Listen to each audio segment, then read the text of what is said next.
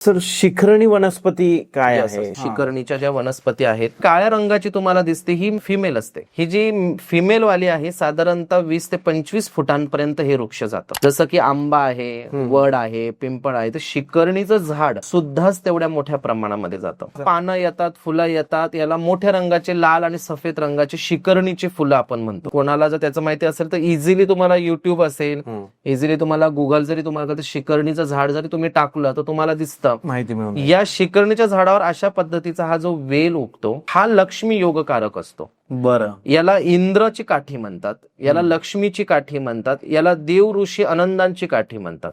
ही तुमच्या घराला तुम्ही बरोबर अग्नेला ईशान्येला जरी तुम्ही जर ठेवली तर ही तुमच्या घरामध्ये शिखरणी म्हणजे शिखरावर तुमचं कार्य नेण्याची क्षमता या वनस्पतीमध्ये असते. तर तुम्हाला अध्यात्मामध्ये पुढे जायचं आहे किंवा तुम्हाला एक आध्यात्मिक प्रवास तुम्हाला पूर्ण करायचा आहे, काहीतरी तुम्हाला शक्तिपात करायचा आहे, तर याचा पुढचा जो टोक आहे हा नेहमी तुम्ही तुमच्या गळ्यामध्ये वापरू शकता.